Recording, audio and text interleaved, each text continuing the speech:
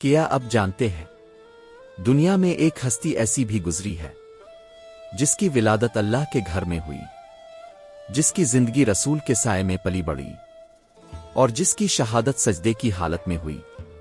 وہ ہستی امیر المومنین ابن ابی طالب تھے۔ اگر آپ ہمارے چینل پر نئے ہیں اور مولا امیر المومنین کے ماننے والے ہیں تو ہمارے چینل کو فالو ضرور کریں اور ویڈیو آخر تک لازمی دیکھیے گا۔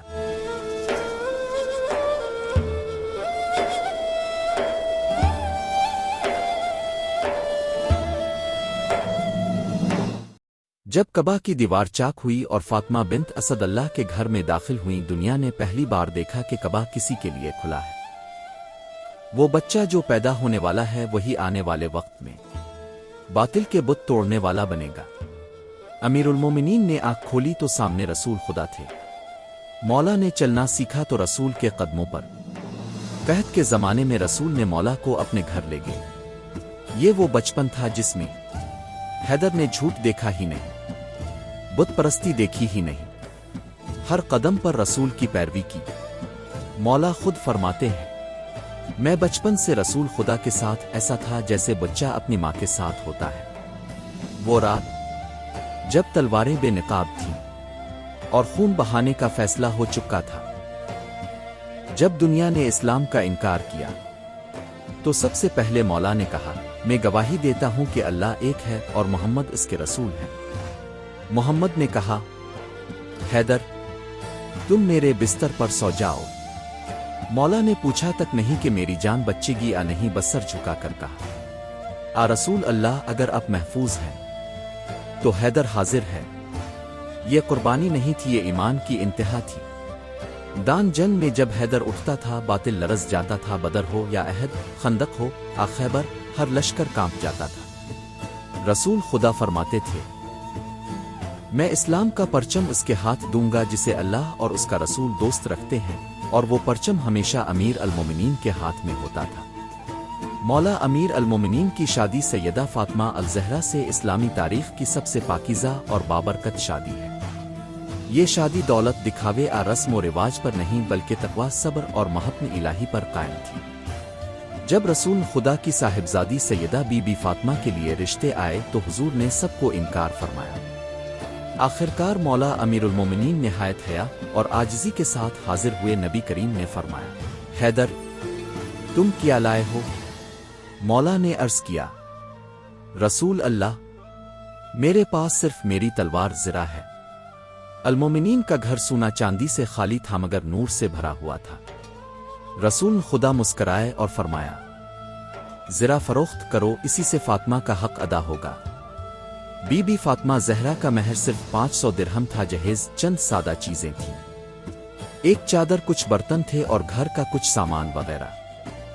جب سیدہ فاطمہ رخصت ہو کر آئیں تو رسول خدا نے دونوں کے لیے دعا کی، اے اللہ ان دونوں کو بابرکت بنا، ان کی نسل کو بابرکت بنا اور ان کے گھر کو نور سے بھر دے۔ اسی گھر سے امام حسن، امام حسین، سیدہ زینب، سیدہ ام کلثوم جیسے عظیم کردار پیدا ہوئے۔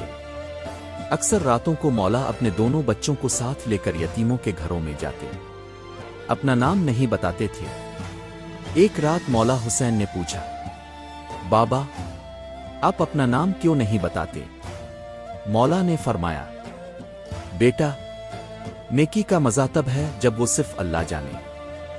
یہ سن کر دونوں فرزند خاموش ہو گئے اور یہی سبق بعد میں کربلا میں زندہ ہوا۔ باپ کی تربیت نسل بناتی ہے۔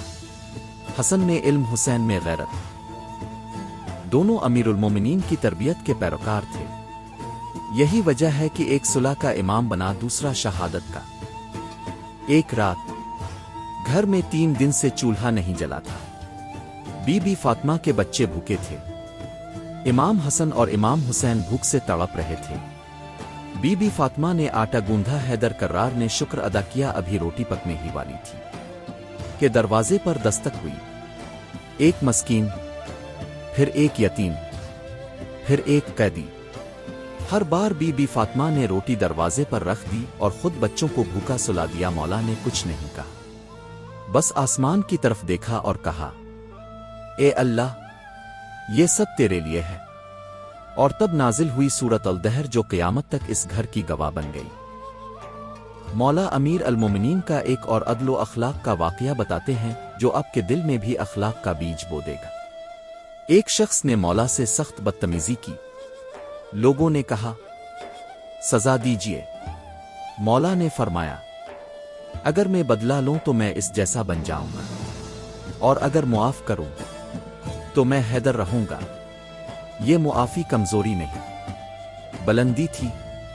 ذوالفقار تلوار تھی، مگر حیدر کرار کا اصل ہتھیار اخلاق تھا۔ فرمایا، لوگوں کے ساتھ ایسے رہو کہ اگر مر جاؤ تو لوگ روئیں، اور اگر زندہ رہو تو ملنے کو ترسیں۔ امیر المومنین خلیفہ بنے تو فرمایا، اگر بیت المال میں کسی کا ناحق ایک دھاگا بھی ہے تو وہ واپس کیا جائے گا، چاہے وہ میرا اپنا کیوں نہ ہو۔ یہ مولا کا انصاف تھا، جہاں یہودی بھی عدالت میں برابر تھا اور خلیفہ بھی عام انسان تھا۔ رات کی تاریکی مولا بوری اٹھائے پھرتے تھے، کسی یتیم کے دروازے پر، کسی بیوہ کے آنگن میں۔ لوگ نہیں جانتے تھے کہ یہ کون ہلکن۔ جب مولا شہید ہوئے تو ہر دروازے یتیم ہو گئے۔ 19 رمضان، فجر کی اذان، امیر المومنین محراب میں تھے۔ اچانک تلوار چمکی اور مولا کے لبوں سے نکلا، کعبہ کے رب کی قسم، میں کامیاب ہو گیا۔ 21 رمضان، انصاف یتیم ہو گیا، لیکن حیدر کرار شیر خدا امر ہو گئے۔ یہ کوئی قصہ نہیں سنا آپ نے۔ امیر المومنین ایک نظام ہے، عدل کا، صبر کا، انسانیت کا۔ اس نظام کو ہر مومن کو اپنانا چاہیے۔ اگر آپ کو ہماری ویڈیو اچھی لگی ہو تو ویڈیو کو لائک کریں اور ہر مومن تک ضرور پہنچائیں۔